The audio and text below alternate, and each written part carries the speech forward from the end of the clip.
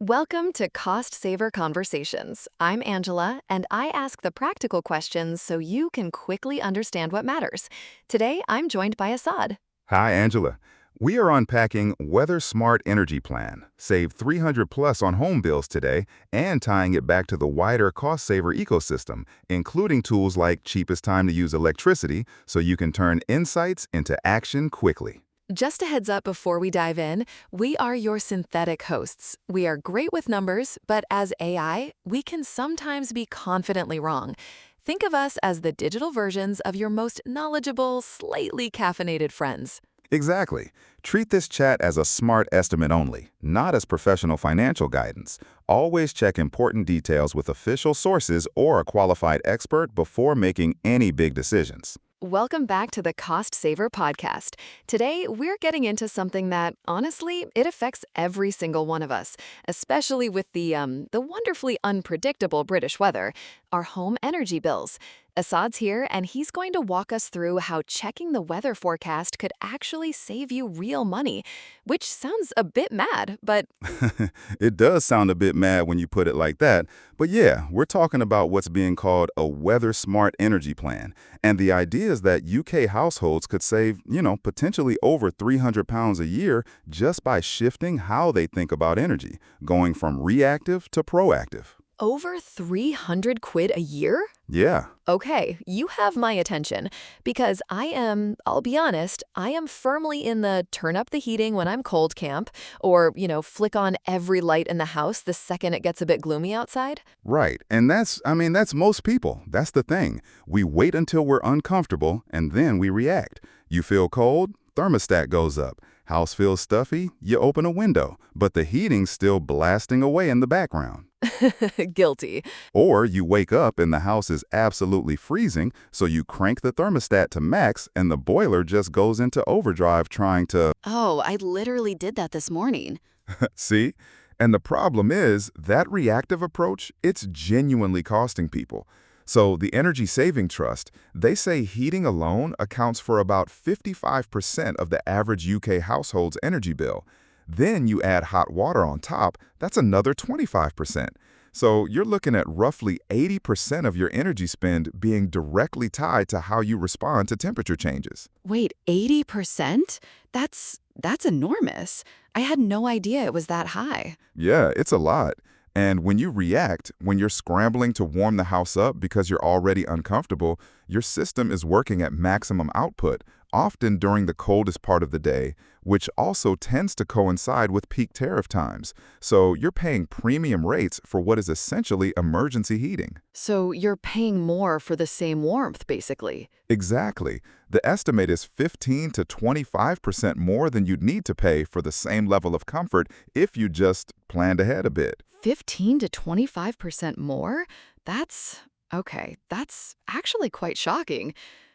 So, how do we stop doing this?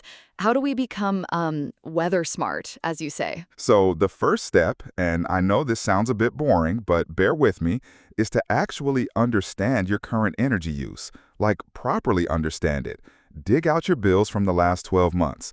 If you've got a smart meter, even better, because you can see your daily or even hourly usage. Right. And then you look for patterns. When does your usage spike? Does it change between seasons? Obviously it does, but by how much? Are there particular days where you're burning through more energy? Maybe days you're home all day versus days the house is empty. Like, is it always higher on Tuesdays when I do all the washing, or? Exactly that kind of thing. And this is important. Think about your home's thermal characteristics. Is it an older property, drafty, or is it modern, well insulated? Because that massively affects how quickly you lose heat and how far in advance you need to start adjusting things. Okay, that makes sense. And here's a pro tip. Try tracking your daily energy use alongside the weather conditions for just 1 month. Even a simple spreadsheet. It gives you this baseline that you can measure everything against later. A spreadsheet, Assad. You're really selling the dream here. I know. But honestly, just 1 month of that and you'll start seeing connections you never noticed. It pays off, trust me. Anyway, once you've got a handle on your usage, the real shift happens with step 2, which is actually using weather forecasts for your energy planning. See, I check the forecast to decide if I need a coat, not for my boiler. Right, but now you can do both. And the thing is, forecasts are really accurate now for that 3 to 5 day window, which is exactly the sweet spot for home energy planning. So if you see a temperature drop of 5 degrees or more coming over the next few days, you know your heating demand is about to jump. So instead of waiting for the cold snap to actually hit and then panicking, You preheat your home gradually, which uses way less energy than blasting the heating from cold. Or you shift energy-intensive stuff, like running the tumble dryer or the dishwasher, to milder days when your heating demand is lower. And it's not just about temperature either. Like cold but sunny days, you can use solar gain. Just let the sunlight warm your home naturally and dial back the heating during those hours. I hadn't thought about it like that. And then windy conditions, even if the temperature's moderate, wind increases heat loss through drafts and any weak spots in your insulation. So you might actually need more heating on a windy 10-degree day than a calm 5-degree day. It's a bit counterintuitive. That is counterintuitive. And you mentioned humidity plays a role too? Yeah, high humidity makes cold feel more sort of penetrating.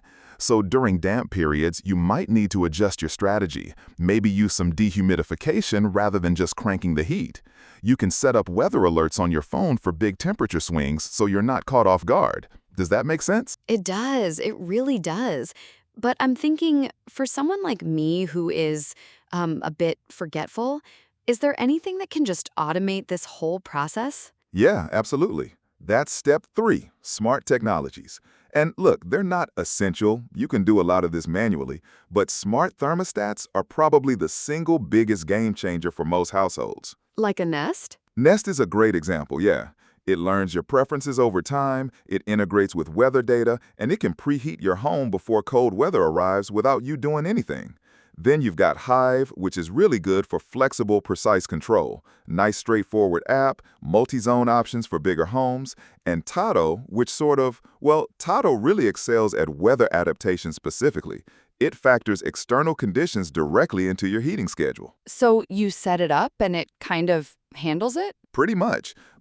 And this is important, make sure your Wi-Fi actually covers your whole house properly, because weak signals cause reliability problems and then you're worse off than before. Beyond thermostats, there's smart plugs, smart lighting that adjusts to natural light levels, smart radiator valves for room-by-room control. Okay, so we've assessed our usage, we're using forecasts, we've got some smart tech going. Are we done? Can I just sit back and... Not quite. Step 4 is regular evaluation. You can't just set it and forget it, unfortunately. I'd say schedule a monthly review of your energy data, especially in the first few months. Compare your bills to the same period last year. Monthly, though, that seems like a lot. Well, you're not spending hours on it. You're just checking, has my peak consumption shifted? Is my heating running more steadily instead of in these reactive bursts? And also, things change. Seasons change, obviously, but your household changes too. Maybe you start working from home more, or there's a new family member, or you get some insulation done. Your plan needs to evolve with all of that. Fair enough. And what's the last step? Step 5 is looking at additional energy-saving measures that amplify everything else you're doing. So insulation is, honestly, it's often the single most effective investment. A well-insulated home holds heat longer, which gives you way more flexibility with when you run your heating. Loft insulation, cavity walls, draft-proofing. Right. Energy-efficient appliances, renewables if they make sense for you, solar panels, heat pumps, battery storage, and then just simple behavioral stuff. Using appliances during off-peak hours, maximizing natural light, keeping your heating system properly maintained. None of that costs much, if anything, but it all adds up. So it's really a sort of a holistic thing, not just about the thermostat, but the whole picture. Exactly. They all work together. Okay, this all sounds brilliant in theory, but has anyone actually done this and, seen proper real-world savings? Yeah, so there's a great example. Sarah from Birmingham. She lives in a Victorian terrace, which had always been really expensive to heat. She tried other energy-saving stuff before and been a bit disappointed, honestly. Go on. So she started checking 5-day forecasts every Sunday. She'd adjust her heating schedule for the week ahead, preheat before cold spells instead of reacting when temperatures dropped. She also shifted things like running the washing machine and dishwasher to milder days when heating demand was lower. And? After 3 months, her bills had dropped by 47 pounds compared to the same period the previous year. Similar weather conditions. Extrapolated across a full year, that's around 280 pounds in savings. Oh, wow. 280 pounds. That's real money. It is, and she said her home felt more consistently comfortable too, because the temperature wasn't doing these wild swings anymore. She wasn't waking up to a freezing house and then overcompensating. That's actually really reassuring. It's not like she made huge lifestyle changes either, right? It's just small adjustments. Exactly. Small, consistent adjustments. And even partial implementation, just catching the major weather changes, delivers significant benefits compared to doing nothing. What about people who think, honestly, I just don't have the energy for another thing to manage? Or renters who can't control their heating system? Yeah, both really valid concerns. On the effort side, it becomes habitual surprisingly quickly. Checking the weekly forecast takes less than a minute. And if you've got smart tech, most of it's automated anyway. Even without smart tech, manual proactive management can save 100 to 200 pounds a year. 100 to 200 even without the gadgets? Yeah, and for renters, look, you might not be able to change the boiler or install a smart thermostat, but you still control when you use your heating, how you manage curtains and blinds for solar gain, when you run energy-intensive appliances. There's still a lot within your control. Yeah, I hadn't thought about it that way. What about older, drafty homes? Because I'd assume those are kind of a lost cause?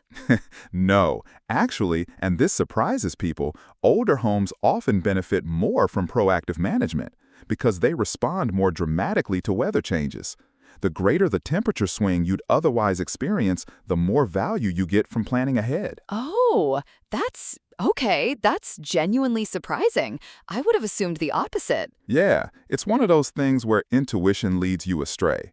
The draftier the house, the more it matters that you're anticipating rather than reacting. All right. So, Assad, if someone's been listening to all this and they want to actually start, like today, what are the key things they should take away? Okay, so first, stop reacting to discomfort and start anticipating it. Check the weather forecast with your energy in mind, not just whether you need an umbrella. Second, understand your baseline. Gather your energy data, look for patterns, get to know how your home behaves. Third, even small, consistent changes add up to potentially 200 to 400 pounds a year in savings and a home that actually feels more comfortable. You don't need to be perfect, you just need to be a bit more intentional. I love that. You don't need to be perfect, just intentional. Right. Well, check the forecast for the week ahead, think about what that means for your heating, and go from there. Thank you so much, Assad. That was genuinely really useful. Thanks, Angela. Hope it helps people save a few quid. A few hundred quid, ideally. Thanks, everyone, for listening. We'll see you next time. Quick side note, this guide connects with other cost-saver blogs, especially Home Insulation ROI Guide, Calculating Your True Renewable Energy ROI, and Free Ways to Slash Your Energy Bills This Winter. Exactly, and reading those together helps you connect the dots across your household budget, not just this one topic in isolation. And if you want to apply this immediately, jump into tools like Cheapest Time to Use Electricity right after this episode. Primary sources used here include Energy Saving Trust and UK government, so you can verify the data yourself and stay evidence-led. That wraps this cost-saver conversation with Angela and Assad. If this helped, share it with someone who could put these ideas to work this week. Your next step is simple. Try Cheapest Time to Use Electricity, then read Home Insulation ROI Guide, and use them together to take action today.